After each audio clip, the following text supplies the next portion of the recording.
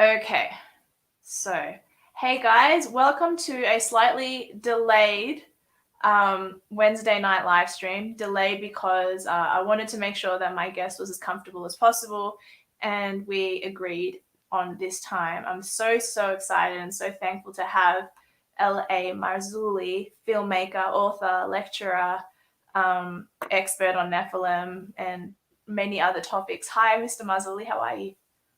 Great to be here. I'm good. And yourself? Good, thank you. I really do appreciate it. I know it's super early there. Everyone watching, just before you comment and make comments on the fact that he looks pixelated, yes, we're doing the best we can, but it doesn't even bother me. The point is that we're going to get information, and we get to have him and speak to him. I wanted to ask you, actually, before we begin, sorry, I often tend to forget my tradition. Okay, guys, so today's Bible verse is 1 Corinthians chapter 1, verse 5. Was it 5? Yes. That in everything ye are enriched by him, in all utterance and in all knowledge. So that is the verse. I actually was reading that chapter earlier today, and I thought that was a very nice verse to start with. You are an unusual Christian in that, and so am I, and so is Timothy Alberino and Stephen Quayle and all these individuals, Rob Skiba, because we're sort of a minority in that we go against the traditional heaven, hell, demons, angels, God, devil. We sort of have, we've sort of been taught that. When I interviewed Tim Alberino, he said that he considers that Sunday school reductionism, because you're sort of taught really basic things and you're not really given the layers. And the layers are that there are other creatures that once existed, and part of that is the Nephilim. So how did you get into Nephilim? Like, I got into it because I've always been curious on that one Bible verse in Genesis 6. But how did you get into it, into physically going out there in the field, holding skulls in your hands? Like, how did you get into it, and what made you interested in it? This goes back probably about 32 years ago. And a friend of mine was an atheist, and we used to argue whether there was a God or there wasn't a God type of thing. And we would argue incessantly. And what happened was, one day he asked me, well, what about life on other planets? What about UFOs? I didn't have an answer for him. So I said, well, let me get back to you on that. And I went down to a Christian bookstore and I walked in, and there was a woman there, and I said, do you have any books on UFOs? And she looked at me like I had two heads. This is circa 1988, 99, somewhere in there, or 88, 89. And he led me down this aisle, and there was one little book on a shelf.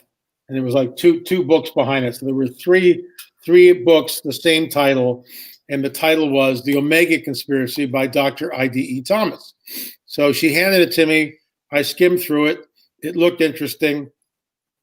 I purchased it and went home and basically was glued to the book for an hour, because it gave me, in fact, I wrote about this whole series in the Prophecy Watchers magazine a couple of months ago. It was a whole article. And because, like many people, when I got to Genesis in the flood, I got ticked off, because at that point I didn't know about the Nephilim. I didn't know about, the seed war between fallen angels or the seed of a serpent and the seed of the woman. I had no idea what that meant or the implications of it. And so while this was going on, as I'm reading Dr. Thomas's book, he's providing the answers that had plagued me for almost a decade. And I reread the book. I ordered, and this is the days before the internet, okay? This is probably before you were alive by the looks of you, okay? Or you're a very young girl at the time. So it's before the internet, and I go down to the bookstore and I would order the Book of Enoch, which would take 2 to 3 weeks before I would get it, type of thing. I mean, this is what you would do. Or if I had a reference to a book that was not in a library, they would order it from another library. It would come in. I could read it in that library for maybe 2 or 3 days. Then they'd have to ship it back. That's how things were done, believe it or not, way back in 1988. So I'm reading this book, and it's providing the answers that had plagued me. Like, because when you get to the flood, it's like, wait a minute, this God of the Old Testament, man, this isn't Jesus, walking around healing people. This is a really angry, ticked off God. He's going to wipe out the whole planet. Then you get to the Tower of Babel. Why is he confusing the language? Who is this guy, right? And then you get to Sodom and Gomorrah, and it's like, wait a minute. No, he did it again. He destroyed a whole city. And then you finally get to the conquest of Canaan, the promised land, and it's like, wait a minute. Now this is genocide. And I remember this is like, 8 years prior to this. I took the Bible and just slammed it down and went, I can't do this. I don't like this. And I skipped over to the New Testament where Jesus was, and it was like, oh, okay, this is the God I like. I couldn't reconcile the two. I couldn't, because I didn't understand the Genesis 6 narrative. And once I read Dr. I.D.E. Thomas's book, The Omega Conspiracy, it basically, all the dominoes fell. They just went boom. All the dominoes just went right down, because he targeted, and he started with the seed war, and then he got into Genesis 6, and he talked about the Nephilim and what they were, and he quotes Josephus, and he quotes the Book of Enoch. And I immediately got those books and read his source material. And then I discovered at the back of the book that he was in Los Angeles area. And so I called the church and I did an interview with him. And that began like a friendship. And he was the same age as my father. So he was definitely a mentor. There's no doubt about that. And I received my honorary doctorate from him. And I think if he saw where we've taken it, how we've built on his work, he passed away in 2014. So actually 2013. So I miss him greatly, but he had Alzheimer's. And so when he gave me that honorary doctorate, which I think was, I'd have to ask the wifey what year that was, but probably 2005, 2006. After that, when I would take him out to lunch and I would ask him a question, he just looked at me and says, no, that's you know more about that than I do now.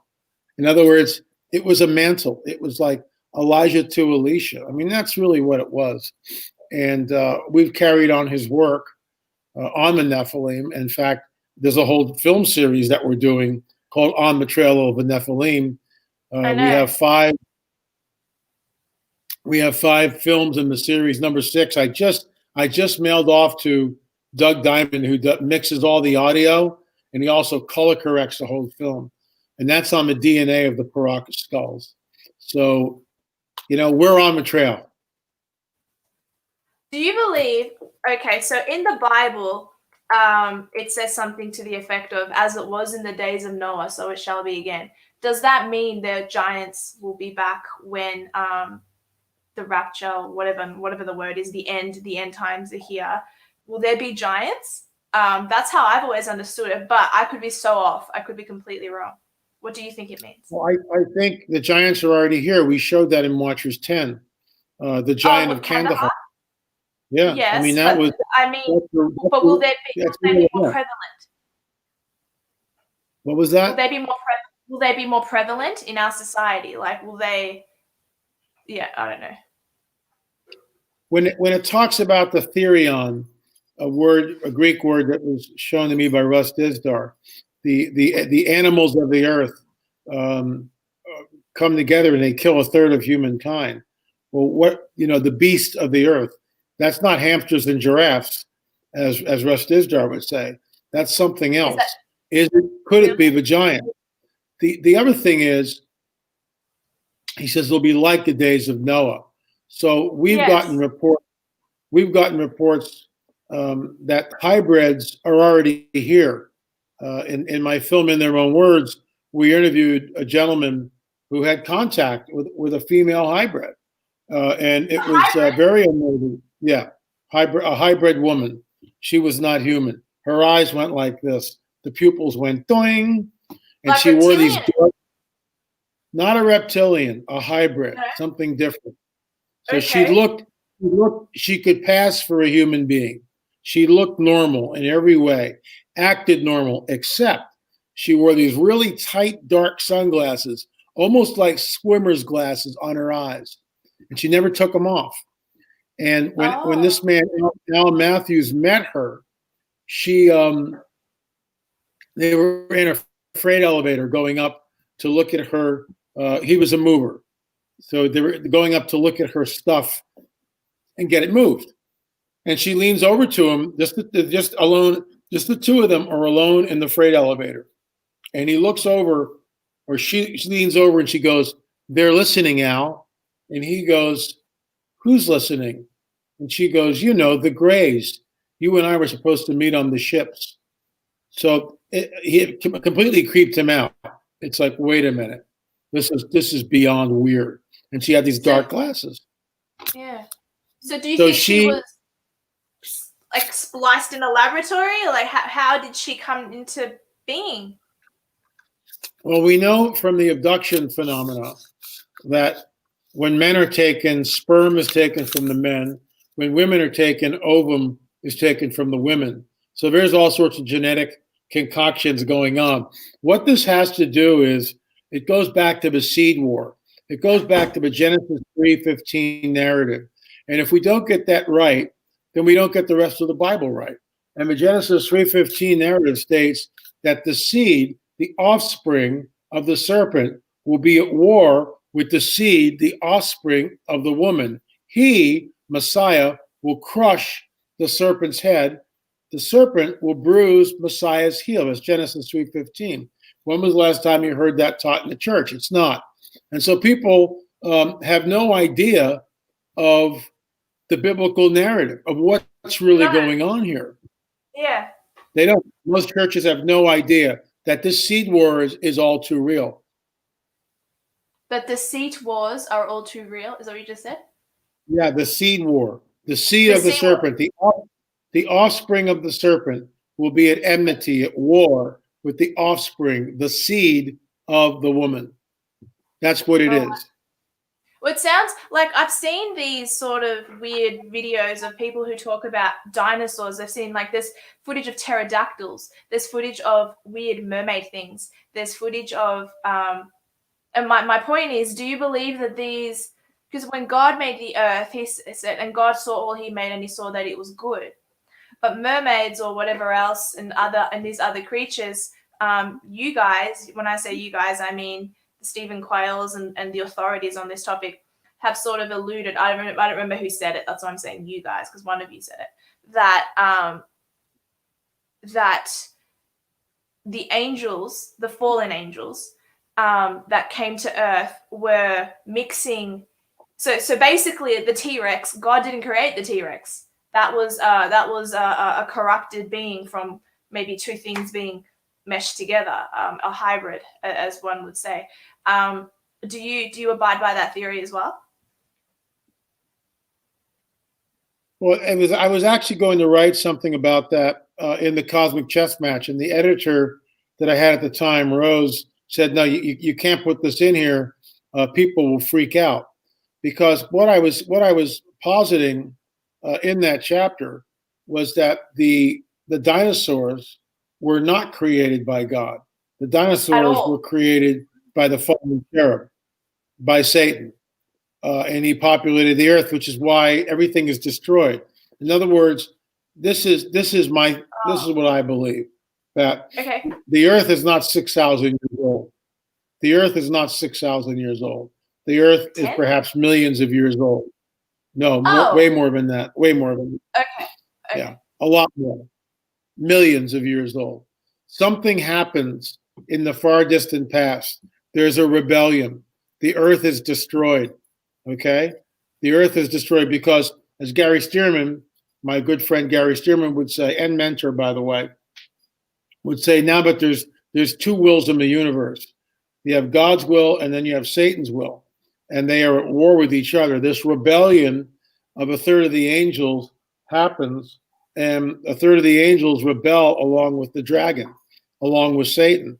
The question is, that rebellion, for people who hold this, oh, Satan's created on day 2 or day 3, and then the rebellion happens. That's the most ridiculous thing I've ever heard in my life. Rebellions take time, and we don't know how long it took before the rebellion happened. And Satan, the dragon, is whispering, talking, creating allegiances with other angels, and God knows what's going on, and He allows it. He allows it to happen. So there's a war in heaven, and this whole thing, the earth is destroyed. Genesis 1, it's laying there without form and void, but it's there. It's there. And the Spirit of a living God is brooding over the waters. That is a recreation. A great book for your listeners would be G.H. Pember, G.H. Pember, G.H. Pember, Earth Earliest Ages. It's an absolute must read. If you've never read that book, you need to go out and get G.H. Pember, Earth's Earliest Ages, because it explains all of this from a point of view that's, this whole young earth, new creationism. Like that? That's it. Okay, correct. Cool. So, this whole idea of a young earth and a 6,000-year-old model, I mean, this goes back to Bishop Unger and the crew, and creationists tenaciously hold on to this view. But in my opinion, it puts a Christian in intellectual concrete. You've got this little paradigm that these people are operating under. Oh, the earth is 6,000 years old, blah, blah, blah. Well, we know it's not. I mean, well, God created fossils just to give the appearance of age. Well, then God's a trickster. I mean, it's just like, you can't have it both ways. So I am an old earth guy. This thing's been around for a long time. And once we do that, it frees us up. Once we realize that it's not this little 6,000-year-old model that they have, then it completely frees you up intellectually. And science and religion merge. We realize that something happened in the far distant past that created the wrinkles. Go away. That my dog's barking. Let me hold on, dear. That's all right. That's okay. I kicked my dog out of the house.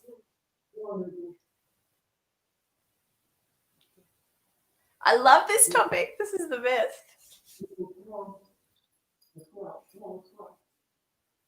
Guys, feel free to share this video everywhere, because I think the subject of giants is so cool. And it's not something girls are usually into. It's usually a guy thing, but I'm totes into it. It's really good. Also, I can believe that the earth is older than 6,000 years old, but I can't believe personally that the earth is older than what secular scientists say. Oh, sorry, I was just talking to my audience. Go ahead. Yeah, so it's convoluted, but the bottom line is this: that when Jesus says it'll be like the days of Noah, that means that the seed war that we read about in Genesis 3:15 continues into modernity, and it does. I mean, we know from Native American oral tradition that giants, the Nephilim, roam the earth. And in my work on Catalina Island, on my work on Catalina Island, we discovered a photograph of a 9-foot skeleton, which I published, which went viral, and people were freaked out. The museum was freaked out. They couldn't believe it. But I was never supposed to find that photograph, and I did. We found elongated skulls. We found 6 fingers, 6 fingers, pictures of 6-finger skeletons, and we found not so much the double rows of teeth on Catalina. We didn't see that. We didn't see that on Catalina, but we saw it. I've seen it in other photos, whatever. So this is all real. There's no doubt about it, and we proved it. Let me go get the book on the Trail of a Nephilim. Hold on, because I have pictures of that in the book, and it's worth showing you. I had a book on it too, but I gave it to a pastor friend of mine, and I never got it back. Yeah. Stop. Generous. For your listeners, you guys are in Australia. It's not. Yeah. It's not. It's the best thing you do is to go by the videos, because you can go to uscream.la-marzulli.net. Uscream.la-marzulli.net. You can watch the videos. You can just download them and watch them. So if you buy a book, nice. The shipping is going to be $1 million. This is the original photograph that that I discovered out on Catalina Island, right here. And you can plainly see Ralph Glidden, who's 5'8", and in front of him is a very large skeleton in situ. That's awesome. See that? That's my intellectual property. I'm the guy that discovered it. So this is the deal. Good on you. That's so good. When you take Ralph Glidden, hold on, and I sent the photograph to 3 different researchers. Okay, so you take Ralph Glidden out of the photograph, and there he is right there. You stand them upright. This is done digitally, obviously. You stand them upright. Yeah. Then you do the same thing with the giant. Where is he? With the giant. Yeah. There he is, and you stand them upright. There he is. You stand them upright. Then you put the 2 together, and guess what? Oh my gosh! 8.586. That's crazy. It's actually 9 feet. 5'7". Yeah, we dumbed it down. It's actually right around 9 feet. 2 of the other researchers put it just over 9 feet. This researcher, Michael Register, put it basically, I'll read it to you. He put it at 8 foot 9 inches. So it's 3 inches shy of 9 feet. And the only reason why we dumbed it down is not to be sensationalistic, but we think, I call it a 9-footer. It's basically a 9-footer, and that's huge. A 9-footer is somebody who's like really, really big. I want to show you something else here. Hold on. See, that is huge, but the giants pre-flood in the antediluvian era, they were like much bigger, ridiculous. Yeah, and so throughout the generations, they got lesser and lesser tall, and so less and less tall. Yeah. And do you think that's because of the firmament? Do you think it's because of the firmament, and so that when the flood happened, the air changed, the ambience changed, the environment changed, and so the human condition got less, humans lived less, so then giants changed as well? Maybe. Just the thought. I think it's a lot of different factors, but I think one of the main factors is our DNA changed after the flood. We no longer lived 900 years, 800 years, 700 years. Our DNA changed after the flood. So it's a combination of perhaps the firmament, as you talked about, and then our DNA changing. So it's complex. And see, in order, people, unless you understand the Nephilim, you don't understand the Bible. You don't understand, when you get to the Tower of Babel, you have no idea what's going on there. When one goes into the Promised Land, and it seems to be genocidal, that God's ordering Joshua and Caleb to kill men, women, and children there, that's genocidal, unless they're all giants. Yeah, let me show you something else here. It's always good to have. Yeah. Good show. I love this topic so much. I have a feeling also that there are still giants in the Solomon Islands, because people are afraid to go. Absolutely. Yeah. I actually spoke to a man who was in and near the Solomon Islands, and he went out. I'll tell you the story. He went out with a guide, and this guy was searching for oil. So he goes out with this guide, and they're in a boat alone, just the 2 guys, right? The guide and this English guy, white guy, right? And a native. And the native guy told him that, and he was an old man at this time. He was like 70 years old, like me. I'm 70, right? So he's an old man. Oh, you look good. And thank you. I appreciate that. It's more important to look good than to feel good. So anyway, Billy Crystal, Saturday Night Live. So anyway, he tells him that when he was a young man, he was a cannibal. He was a cannibal. Oh, he used to be a cannibal, Solomon Island dude. Yep. Yeah. And he told this guy a story. This guy comes on record. It's in one of my YouTube videos. I forget which one, but it's there. And he told him that As a young man, they used to wait up in the trees. They would camouflage themselves and wait up in the trees for the giants to come walking down the path. And they would jump on one of the giants and kill the giant and drag it back to the village, and the village would feast on it for like 2 weeks. Wow. Why would they kill Exactly. the giants if the giants weren't annoying them, though? Like, Because I know giants are technically evil. They don't go to heaven. Well, they don't go to hell. They're just, I know they're not anything, but why kill them if they're not doing anything to them? Well, because they're flesh and blood, like us. You can't kill a giant. They killed the giant of Kandahar, and that body was taken away. Right? Yeah. Yeah. Well, that's a cool. I mean, that's not a cool story. That's a sad story, but that's still a cool story in that, like, people see giants. I was watching my I have the 3-part series of True Legends with Timothy Alberino and Stephen Quayle.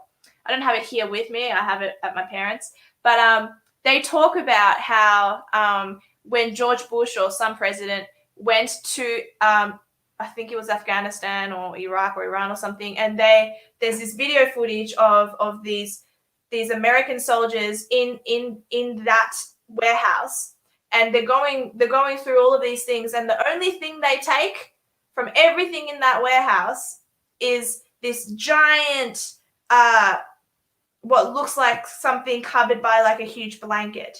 And it's presumed that it's a giant. So, a lot of people go, oh, well, America is fighting for oil and they want control over the oil or whatever it is. But they took what seems to be a giant. And I know to those watching me who think I'm a conspiracy theorist nut job, I don't care. But anyway, what do you think? Do you think because, like, throughout the years, the Catholic Church and the government and the Smithsonian have been instrumental in covering this up? Why? Why cover something up that actually validates the biblical story? Like, you would think the Catholic Church would be for it, and you'd think the Smithsonian would be like, oh, this is cool. We had giants on Earth. Why cover it up? What do you think that all means? And what do you think about that warehouse? Sorry, I gave you a lot there. No, they have to cover it up because it goes back, it confirms the biblical narrative. Our work on the Paracas skulls, and again, I'm about to release episode 6, which is on the Paracas skulls. And you got to understand that this is a model of one. This is not human. Yeah, it's the elongated skulls. That is not a human being. No, that's not a human being. That's something, that's a hybrid entity. It's no longer walking around the earth, thank God. But it was there about 3,000 years ago in Paracas, Peru. So, this is, they don't, and in fact, it's gotten to the point with the labs, they all know each other. All the DNA labs in America, many of them are sponsored by universities, right? So the universities now, they all talk, don't take any samples from Peru. Don't take L.A. Marzulli's samples. We can't get our samples tested anymore. We can't. They won't touch us because the word got out. Because what we discovered from the science, thank you very much, was that these entities, these elongated skulls, originated in Europe, Eastern Europe, and the Middle East. That's where the haplogroup, that's where the DNA showed us. Look, our team is the only team that I know that's actually done this. There was a team that went down from UCLA, and they said, oh, we tested the Paracas skulls. But they wouldn't tell us or show us how many elongated skulls they tested. We had 18 elongated skulls. We took 58 DNA samples. Oh my gosh, okay. Yeah, and what happened? Like, is part of it a humanoid? All that's in the film. And the bottom line is we show in the film, a new film coming out, that this is not the result of cradle headboarding, cranial deformation. This is, in fact, genetic. This is a genetic predisposition. It's genetic.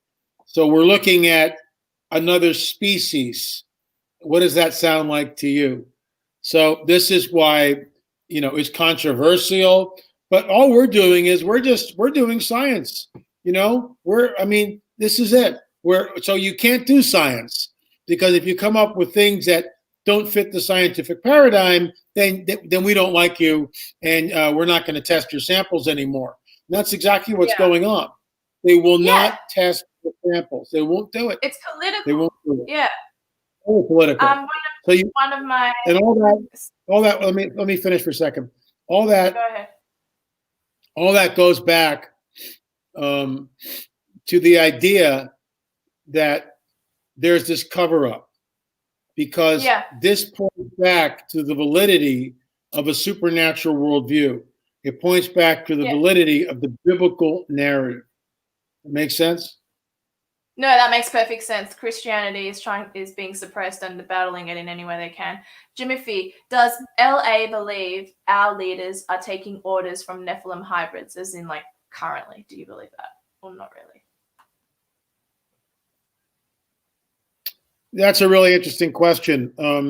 We know that there are deep underground bases. We know that for sure. And now it's come out. The Pentagon, our government, basically stated that the United States government has in its possession off-world vehicles, not hubcaps, but off-world vehicles. That was all over the papers about a month ago. So we know it's real. Oh. So we know the whole UFO deal is real. We have in our possession off-world vehicles. So, extrapolate that. So where are they made? If they're off-world, what world are we talking about? And who are the entities that are piloting these off-world vehicles? And where did you get these off-world vehicles? So it's deep. The rabbit hole is deep. I don't have all the answers. Nobody does. But they dovetail. They coalesce eventually. Is our government or the world leaders taking orders from a Nephilim? I believe that there's been communication, and it's ongoing. There's no doubt about that. Does someone like President Trump take orders from a Dracos, from a Draconian, or from the reptilians? I would say no. But does the shadow government do it? More than likely, yes. So there are factions. And this is conspiracy stuff, but we've had whistleblowers that have come on the record in our film in their own words, which is on the whole UFO phenomenon. So we've had these guys come on the record with us and basically tell us deep underground bases, our military working side by side with the Greys, that there were overlords that oversaw the whole thing. I would call them the tall whites, very tall, just the tall whites, whatever they are. Another species, fallen angel. Is that what a fallen angel looks like? I don't know. I don't have all the answers. Like I said, nobody does. The rabbit hole is deep. I've got some stuff, like with the picture that I showed you guys from Catalina, or the elongated skull from Peru, or the DNA evidence. I've got hardcore stuff, or our work on the mound builder, or on America Stonehenge, number 4 and number 5 in our series. All that information, we're out in the field. That's hard science. You can't refute that. For instance, like with the mound builders, American archaeologists insist that all the mounds in America were built by Native Americans. Humans. Well, Native Americans state on the record that, guess what? We didn't build these. They were here when we got here. When you go to the Serpent Mound in Ohio, when you visit the Serpent Mound in Ohio, I've been there 3 times. It's the largest serpent effigy on the planet that we know of. There may be another one in Israel, specifically in the Golan Heights by Gilgal Raphaim, but that's speculative at this point. But we know that there is a serpent mound in Ohio, and that serpent undulates, and it's got its mouth open, and it's in the act of swallowing the seed. That's what it's doing. And that was a paradigm that a friend of mine, who's an amateur archaeologist, told me after listening to Gary Stevens' presentation. He had just been out at the Serpent Mound. He said, LA, it looks like the serpent's mouth is devouring a seed, which goes back to Genesis 3:15. You can only see this serpent from the air. When you're on the ground, you see the undulation, but you can't see it unless you're way up in the air. And once you're up in the air, let me see if I have it in this book. I think I do. Hold on. Once you're up in the air, everything totally changes. I think I have it in here. Hold on. I was going to also ask you about like, do you think Stonehenge and the pyramids in Guatemala and Peru and all of that was built by the giants? We'll get there in a second. Yeah, no, I know. Let me finish this one first. That's so okay. It's in the book. And again, you can't. This book is like 3 pounds or 4 pounds. I would love to be able to ship it to Australia. It'll cost you $1 million. Anyway, that's a shot. That's a shot of the Great Serpent Mound. That's a shot of what? Sorry. That's the Serpent Mound. The Great Serpent Mound. That's an aerial shot of the Great Serpent Mound. The serpent is in the act of swallowing the egg, swallowing the seed of the woman. It's Genesis. Yes, that's true. It's Genesis 3:15 screaming at us. And I wrote a paper on this, the Serpent Mound, a new paradigm. And it is a new paradigm. It's something completely different. So get this. The serpent with its mouth open like this is pointed to the summer solstice. There used to be a standing stone there. We discovered the standing stone. It's at the bottom of the gorge. It was pushed over. There used to be an altar there hundreds of years ago. When the Native Americans got there, they said on the record, we did not build the Serpent Mound. It was here when we got here.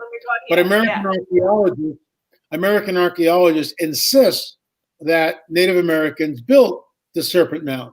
But the chief of the Shawnee said, no, we didn't build it. And then get this, it's built on an 18-and-a-half-year lunar cycle. 18-and-a-half-year lunar cycle. Okay. And that's complex. Because how would you know that the moon is on an 18-and-a-half-year lunar cycle? Exactly, because they were given the secrets by their forefathers who happened to be angels. Well, the Book of Enoch tells us a fallen angel by the name of Sariel gave that information to humans. So you've got Genesis 3:15. You've got the undulations of the serpent, which correspond to the equinoxes and the solstices. Native Americans did not do this. They did not travel in it. Moreover, in our series, we show that, let's say, just pick one of the largest mounds, Cahokia, which is in right outside St. Louis, Missouri, okay, in the United States. It's the largest earthen mound. We're talking upwards of 450,000 tons. So archaeologists insist that Native Americans built these mounds using, flint hoes and all this kind of stuff. So what we did, we made a replica. We hired a flint knapper who makes replicas of Stone Age tools and gives them to museums. We hired this guy. He made the replica. Then we hired a fit laborer, and he went out with this hoe and began to dig in the earth. And after 16 minutes, he had a bucket full of earth. Gathered it up with his hands because there were no shovels. Gathered it up with his hands, put it in a bucket, carried the bucket, let's say 300 yards away to where the mound would have been built. He dumps the earth. And we show this in the film. And when I show this at conferences, people just start laughing because it becomes totally absurd. That's one bucket of earth. To build something like Cahokia, you're talking upwards of 27, 28 single buckets, 27 million single buckets of earth. Or when you deconstruct it, when you deconstruct it, it's 200 miles of dump trucks end to end filled with dirt. 200 miles of dump trucks filled with dirt. And it blows the whole thing right out of the water. And there are 10,000 mounds in Ohio alone. So the whole thing just completely collapses of its own weight. And then in America Stonehenge, that's number 4 and 5. of the series. And again, if you're interested at all, you can get all 5 of the series for like under $20.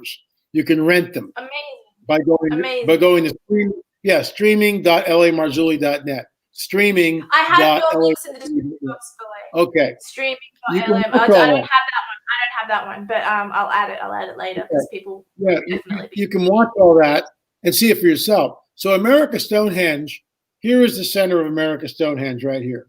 Over here is the summer solstice standing stone, which is about 75 yards away from the center, right? There it is like that. In fact, I know I have it in here. Just give me a second. America Stonehenge. I love this movie so much. Thank you so much for saying yes. This is so good. I'm gonna want you for like 4 more hours, but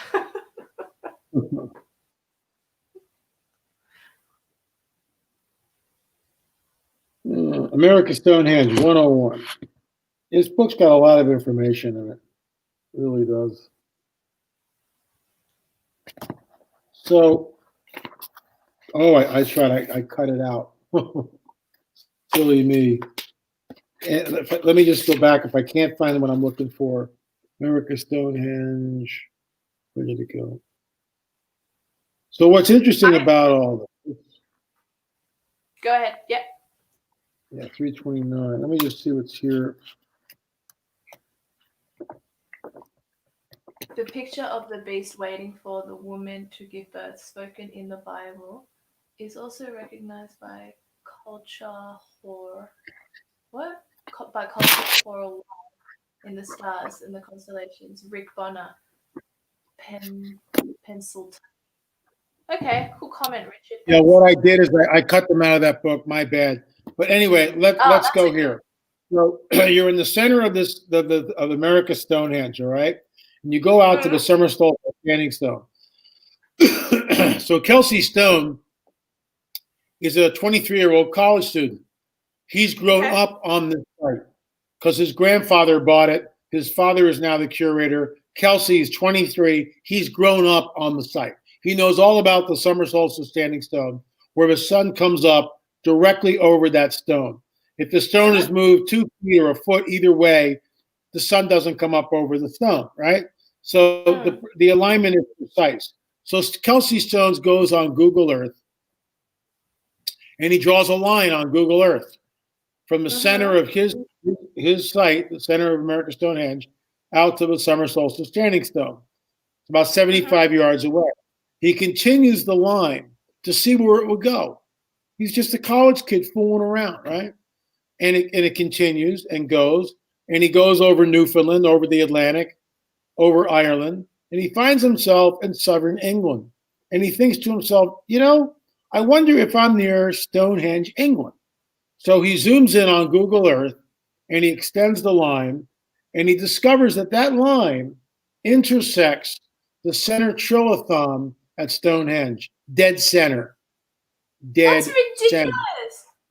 It's beyond ridiculous. Dia, in order to do that, you've got to be in the air. You've got to triangulate. You have to know the curvature of the earth. This is advanced trigonometry. And who is the prince of the power of the air, right? And this is why we show it in the film. But then Dennis Stone dropped the bomb on us when we were there. Okay. Dennis Stone is Kelsey's father. He's the curator. Once they discover, and you got to remember, this information lay dormant for 4,000 years. Nobody knew about this. Nobody knew about this. It lay hidden. It was dormant, hidden away for 4,000 years. No one knew about the connectivity between America Stonehenge and Stonehenge, England. Nobody knew. Nobody knew till Kelsey Stone discovered it. Once they did that, they discovered that there were other standing stones around their property, which corresponded to the winter solstice to the equinoxes. They began to go on Google Earth from the center of their henge out to the equinox, let's say the vernal equinox or the autumnal equinox. They extended the lines. They discovered this, and we show this in the film. People who have watched the Axis Mundi #5, they said they've watched it 2 or 3 times.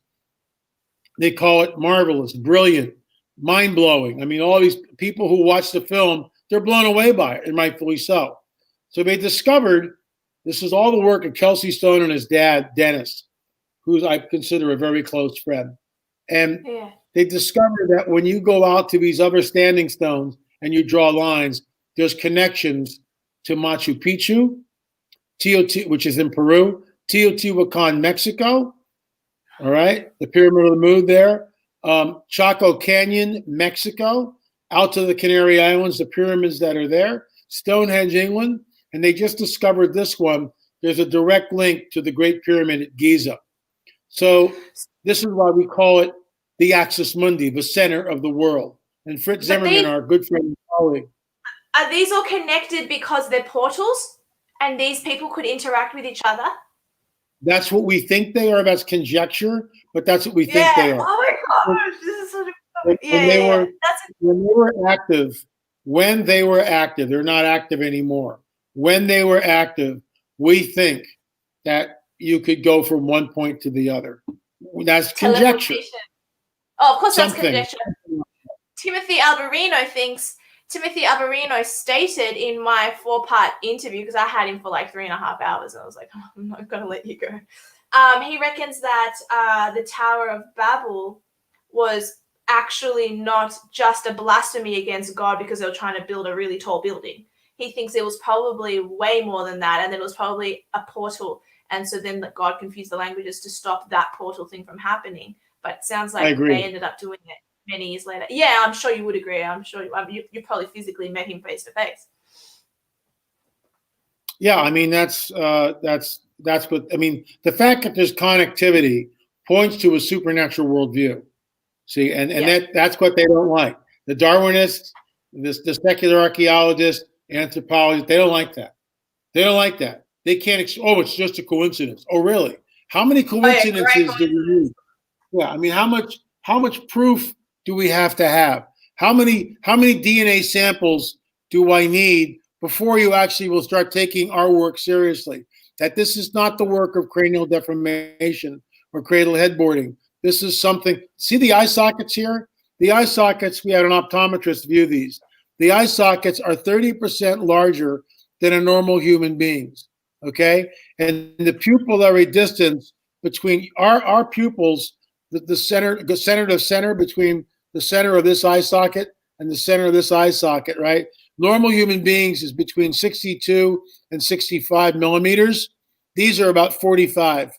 That's genetic. Whew. It's not and my eyes are huge. Yeah.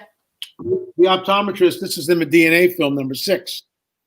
And he believes that these entities could see in the dark. They had night vision.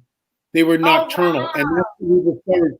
When Tim Alberino and I were down in Peru last May, we went out, his archaeologist took us out, way out to the reserve.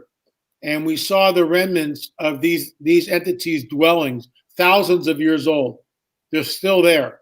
And we discovered a shaft that went down. We dug down about 4 feet, but then you needed a post hole digger because it was all filled in with sand. And I asked the archaeologist through an interpreter, when you went down into these places, did you see evidence of torchlight? How did they see down there? And he goes, no, there was no evidence of torchlight. We'll go, and I went, well, how did they see? And now we know from the optometrist who examined the skull that because the eye sockets are 30% larger than a normal human being, and the pupillary distance is about 44 millimeters, they had night vision. That's insane. And they had a long neck. That probably is like something that genetically got from their original fathers. Do you think the original fathers are chained, or do you think they are running free and that eventually they will reproduce again with human beings? Well, they already are reproducing. I said that earlier. They're already hybrids walking amongst us. There are hybrids. That's the title of Dr. David Jacobs' book. I know that there are hybrids. You did say that, but I thought that maybe I suppose I added in my own head that maybe you thought that was in a lab. But you think that it's physically still happening, that angels and humans are. Absolutely. No doubt about it. Absolutely. Oh, okay. Interesting to know that. All right. And what about why do you think the angels, the watchers, and what was it? Azrael, you said something about one of the leaders. Why did they go against God? Uriel? Sariel. Sariel, With an sorry, S. Sariel. Sariel. Why do you think why they taught, because they didn't just teach that, they taught how to make metal, they taught human beings about eyeliner. I wear eyeliner. They taught about abortions. They taught things like what you were saying regarding, well, they taught their children, not human beings, about how to put the rocks together. So there's no cement in them. Like they had all these different little secrets that God had not intended for us to know. So there'd be a very different earth had these watchers not have gone against God. Why do you think they did that? Like, what was their purpose? Did they just want to be idolized like God? Well, yeah, they want to be worshipped, and we see this over and over and over and over and over again. In all these sites, there's always, like, let's say Teotihuacan. When you go to Teotihuacan, or you hear about Quetzalcoatl, the plumed serpent, who the heck is that, right? And it's everywhere. They show up, they're worshipped, they have power, they heal. They teach people certain things, but they want the worship. And that goes back to the original fall of Lucifer. I will ascend. I will, be like the Most High. I will ascend to the throne. I will be God. Lucifer has nothing to do with these 300, right? These are 300 separate or 200 separate angels that did wrong. They don't interact with the devil because they weren't part of the original division between God and the demons. These are separate angels that have done a different sin. Yes? The 200 Watcher angels, that I've written a book about this, which is not out yet. We're actually in the edit process. It'll come out this year. It talks about the second incursion. The 200 Watcher angels that descended on Mount Hermon in the days of Jared were, in fact, rebel angels. They weren't the good guys, not at all. They were part of Lucifer's army. They were the bad guys. They were fallen angels. They were fallen angels. The 200 Watcher angels that come down were part of the dragon's army. Absolutely. And they were sent down to do the unthinkable. Oh, absolutely. Yeah, absolutely. They're down there to do one thing. Okay, interesting. Because in my opinion, go ahead. Sorry, go. No, in my opinion, they know, when you read the book of Enoch, they know exactly what they're going to do, and they do it anyway. They know exactly what they're going to do, and they do it. They create the hybrid. See, this is why it goes back to Genesis 3:15. Yeah. That someone is coming that's going to take the dragon and crush his head. And they don't want that. So the dragon go down and contaminate the earth.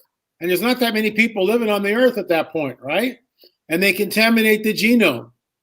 They basically contaminate most of the earth, except for 8 people. And that's why the flood, that's why 8 people were taken on the ark. And for people who think that somehow Ham's wife carries the Nephilim gene, that's total nonsense. In the new book, in my opinion.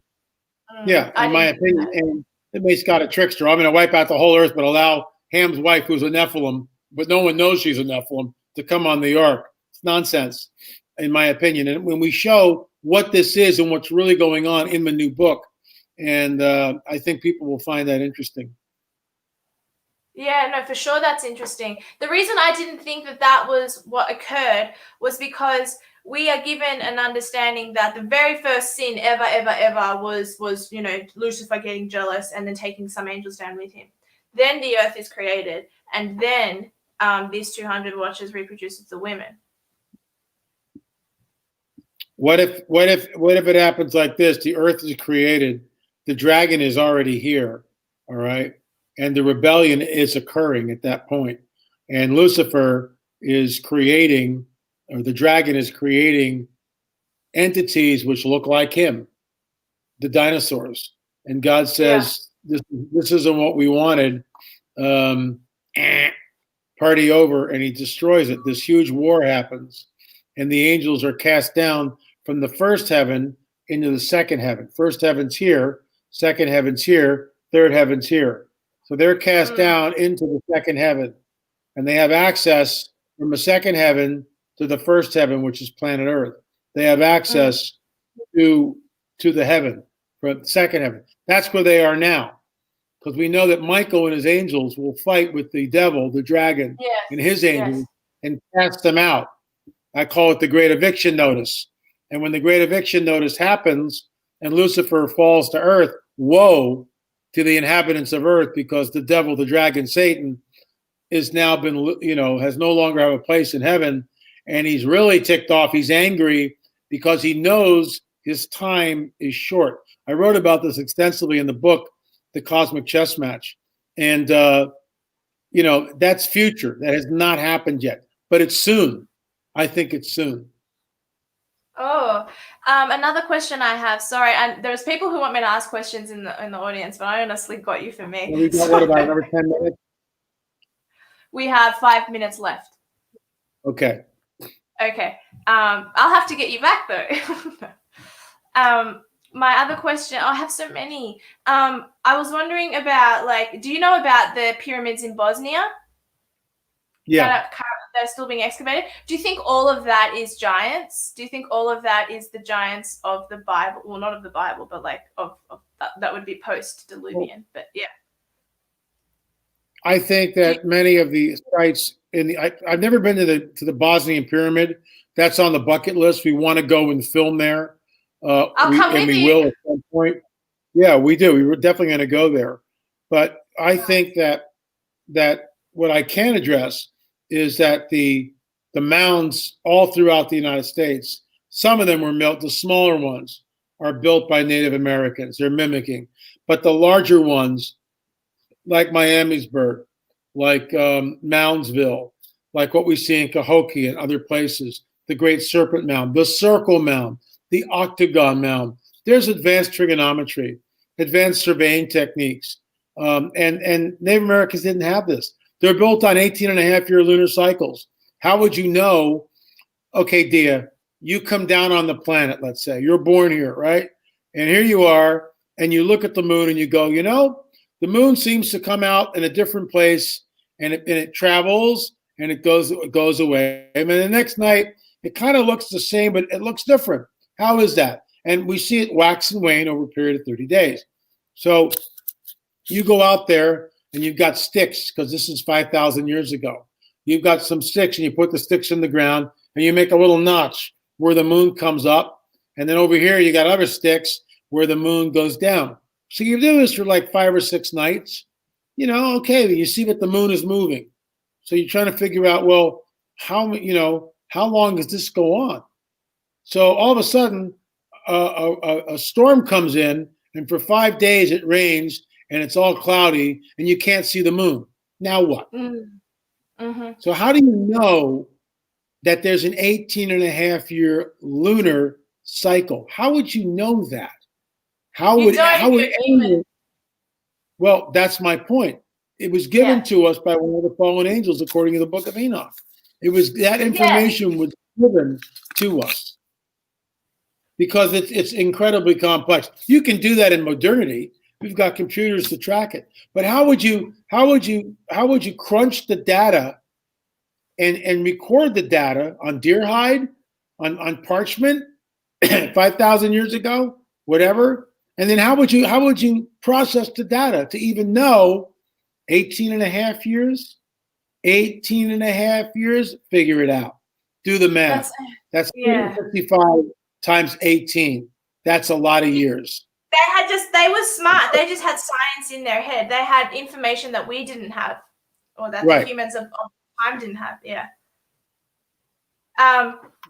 One of them, I'm so sorry. I really want to keep you for longer. One of the questions someone asks is, do you think that the Prime Minister of England, Boris, is working for the Nephilim? But you sort of already answered that question before, but I feel like it's a repeat question. But what do you think? There's absolutely no way to tell that. And I know. Yeah, I mean, it's just I think that some leaders Takes away know, from and the questions others I want don't. to ask. Yeah, sorry, go. Yeah, I think some leaders know and some leaders don't. Yeah, fair enough. No, I think that's completely fair. Do you believe that? Why do you think so few people believe that there weren't giants? Because we have so much proof. There's like a Native American girl, right, or an Indian girl, wasn't it? And there were like giants living, and they burnt the giants in the cave, right? So there's physical, anecdotal evidence of people from all different areas of the world that saw these giants. Why do you think it's so hard for people to comprehend that there were giants and that they are sort of related to us, but they're not because they're half angel? Because most people don't have a supernatural worldview. In fact, the West is completely dumbed down in the ways of a supernatural. But you go down to the Aborigines in your neck of the woods in Australia, and what are they doing when they take the didgeridoo and they're calling the spirits of their ancestors? Who do you think they're contacting? And why is it that the shaman in Australia goes to exactly the same place as the shaman in Africa, or as a shaman and an Indian reservation and a Navajo Indian reservation? They all go to the same place. They all get the same power. They all do the same thing in order to get that same power. You have to kill a family member, and that's how you get the power. But it comes with the price of your soul, and you're serving the dragon's kingdom, but you have the power. Yeah, and that's where the shamans get it from. And in the West, there is no supernatural. But in Australia, with the Aborigines, the tribal elders know exactly who it is that they're contacting. They know because it's been handed down to them for thousands of years. So there's power there, and they know where the power is, and they know who it is that they're tapping into, and it's the dark side. Yes, and it's funny because I learned recently that it's not demons that possess people. It's it's like the spirit of the dead giants, right? Because they're called unclean spirits or something like that. That's some Timothy Alberino said something like that. I don't want to mischaracterize Yeah, the disembodied spirits of the Disembodied. Nephilim, the disembodied spirits of the Nephilim become the demons that roam the earth. That's it. Demons and fallen angels are not the same. Fallen angels are No. fallen angels. Demons are demons. The demons are the disembodied spirits of the Nephilim. That's what they are, that roam the earth. Yes. And my last question is, so is this is how I understand it. You can tell me if I'm right or wrong. An angel, a human make a baby. That baby is a Rephaim or a Nephilim. But then a Nephilim and a Nephilim get together, and that baby is then a giant. Am I wrong No. or am I right about that? Is that no? I would say no. The offspring of the fallen angels and the women of earth, when they come together, that creates the giant. That creates the Rephaim, the Anakim, and the Nephilim tribes. That's what they are. We don't know whether Nephilim can procreate. We're not sure of that. There is a verse that talks about the son of the giant, but we're not sure. We're not sure how that works. Goliath had brothers and sisters. Exactly. Well, exactly. Okay. So again, you wish we had more information, but we don't. Yeah. Do you have a favorite Jean-Claude Van Damme movie? I'm so sorry. No. That's silly. Yeah. I knew you wouldn't care. All right, cool. Well, everyone, that's a wrap for LA Marzulli and myself. But will you come back one day?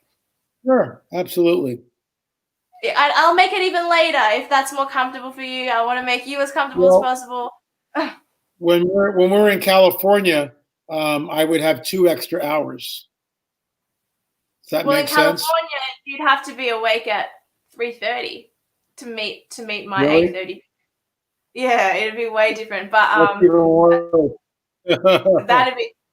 too hard for you. But the fact that you went live with me today is amazing in itself.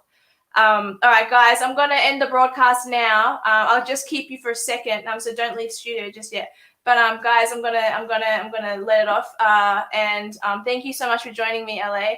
And hopefully I can have you back so I have I can ask you more questions and actually let the audience Sounds good, ask Leah. more. All right. I was totally hogging you.